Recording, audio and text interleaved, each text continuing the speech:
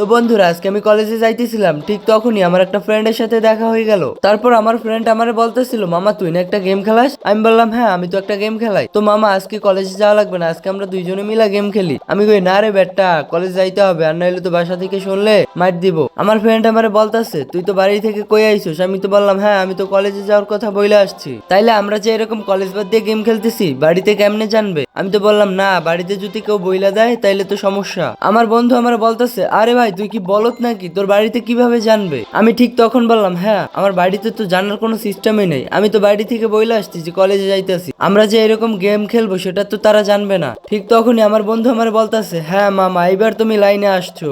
তারপর তো আমি আর আমার বন্ধু মিলা গেম খেলতেছি, ঠিক তখনই আমার ভাই আমাকে দেখে ফেলে। আমার ভাই আমারে বলতেছিল কিরে চান্দু তুমি কলেজ বাদ দিয়ে এখানে এসে গেম খেলো, আসো আজকে বাড়িতে, তোমার অবস্থা কি করি দেখো। গাইস তোমাদের কাছে যদি এই গল্পগুলো ভালো লাগে থাকে অবশ্যই চ্যানেলটি সাবস্ক্রাইব করো।